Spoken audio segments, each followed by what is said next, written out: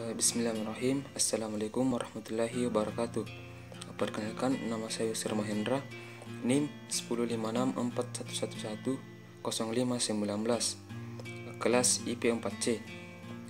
Pada video kali ini saya akan menjelaskan materi tentang atau pembahasan tentang masyarakat sosial budaya ASEAN, di mana masyarakat sosial budaya ASEAN ini merupakan bagian dari 3 pilar penting yang saling terkait dan saling melengkapi dalam rangka pembentukan ASEAN pada tahun 2015.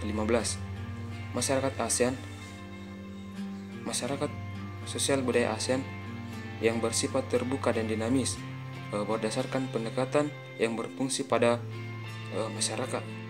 Negara-negara ASEAN perlu meningkatkan kerjasama untuk memperkuat daya saing kawasan dengan cara meningkatkan kualitas sumber daya manusia dan kualitas lingkungan hidup.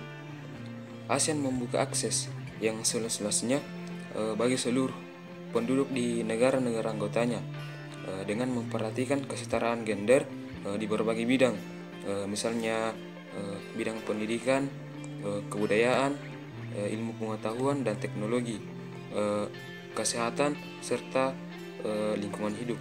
Selain itu, untuk dapat melaksanakan kerjasama yang baik di sektor pemerintahan, ASEAN terus berusaha meningkatkan kualitas pelayanan publik melalui peningkatan pegawai negeri dan good governance, serta meningkatkan keterlibatan masyarakat madani dalam pengambilan keputusan.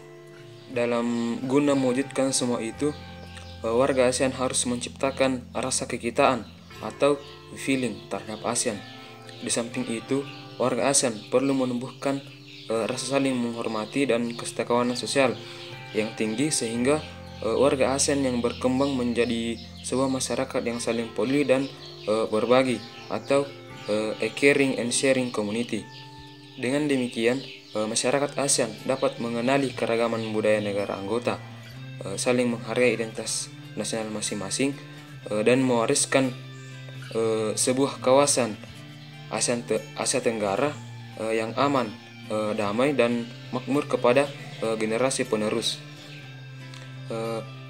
Sebagai salah satu upaya untuk mewujudkan terbentuknya masyarakat sosial budaya, telah disusun cetak biru masyarakat sosial budaya ASEAN sebagai pedoman bagi negara anggota ASEAN dalam melaksanakan langkah aksi menuju terbentuknya masyarakat ASEAN tahun 2015. Selanjutnya, beberapa perkembangan dari kerjasama bidang di pilar sosial budaya sebagai berikut. Yang pertama itu pemajuan dan perlindungan perempuan. Sejak dibentuk pada KTT ke-19 ASEAN Ministerial Meeting on Women atau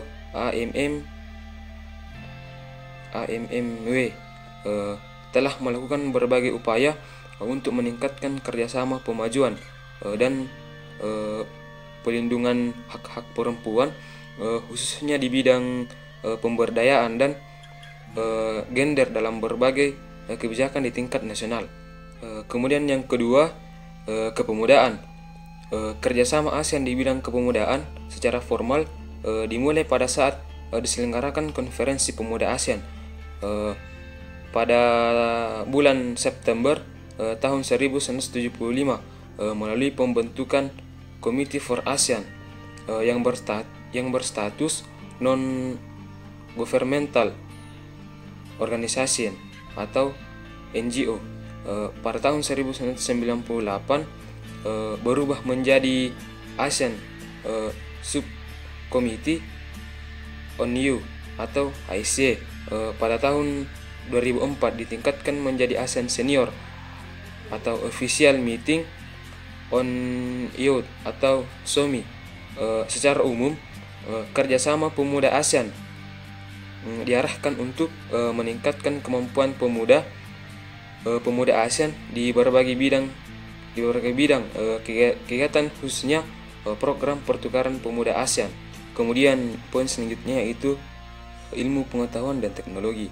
Kerjasama ASEAN di sektor ilmu pengetahuan dan teknologi diganti oleh ASEAN Community on Science and Technology atau ASEAN COS yang didirikan pada tahun 1978. Kerjasama itu bertujuan antara lain meningkatkan kemampuan dan jumlah tenaga ahli ASEAN di sektor ilmu pengetahuan dan teknologi atau IPTEK. Selanjutnya mendorong ahli teknologi, memberikan dukungan dan bantuan pada pengembangan aplikasi, temuan dan riset. Mungkin sekian yang bisa saya sampaikan pada kesempatan kali ini.